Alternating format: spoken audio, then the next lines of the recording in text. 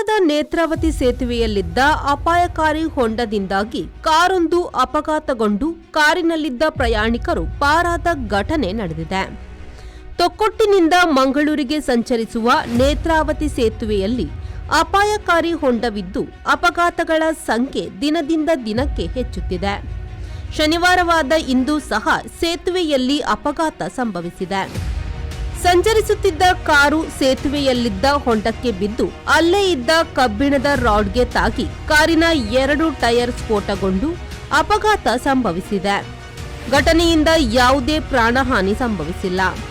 ಉಳ್ಳಾಲದಿಂದ ಮಂಗಳೂರು ಸಂಪರ್ಕಿಸುವ ಪ್ರಮುಖವಾದ ಸೇತುವೆ ಇದಾಗಿದ್ದು ಇದೀಗ ಸೇತುವೆ ಅಪಘಾತದ ಕೇಂದ್ರವಾಗಿದೆ.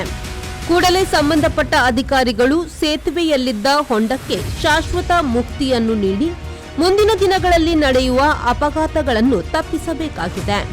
ಈ ಬಗ್ಗೆ ಸ್ಥಳೀಯರು ಕೂಡ ಮನವಿಯನ್ನು ಮಾಡಿಕೊಂಡಿದ್ದಾರೆ. ಹಲೋ, ನಮಸ್ತೆ. ನೇತ್ರಾವತಿ ಸೇತುವೆ ಇಲ್ಲಿ ಹೈವೇ ಪ್ರಾಧಿಕಾರದವರು ಇದನ್ನು ಸ್ವಲ್ಪ ಗಮನಿಸಬೇಕು. ನೋಡಿ, ಈ ನೇತ್ರಾವತಿ ಸೇತುವೆಯಲ್ಲಿ ನಮ್ಮ ತೊಕ್ಕೊಟ್ಟು ಕಡೆಯಿಂದ ಮಂಗಳೂರಿಗೆ ಹೋಗುವ ರಸ್ತೆಯಲ್ಲಿ ಇದೊಂದು ನೋಡಿ, ಇಲ್ಲಿ ಈ ಕಬ್ಬಿಣ ಎಲ್ಲ ಬಂದು ನೋಡಿ ನಮ್ಮ ಗಾಡಿ ಬಿದ್ದು ಯಾವ ರೀತಿ ಆಗಿದೆ ಅಂತ ನಿಮಗೆ ಕಾಣ್ಬೋದು. ಇಲ್ಲಿ ಹೇಗೆಲ್ಲ ಹೊಡೆದು ಅದಕ್ಕೆ ಬಿದ್ದು ನಮ್ಮ ಗಾಡಿದು ಟೈರ್ ಹೊಡೆದು ಹೋಗಿದೆ ನೋಡಿ.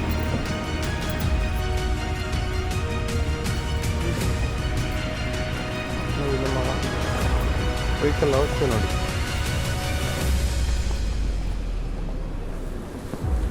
ಇದು ನೇತ್ರಾವತಿ ಸೇತುವೆ, ಇದಕ್ಕೊಂದು ಪರಿಹಾರ ಮಾಡಿ. Bureau report V4 news Ullal.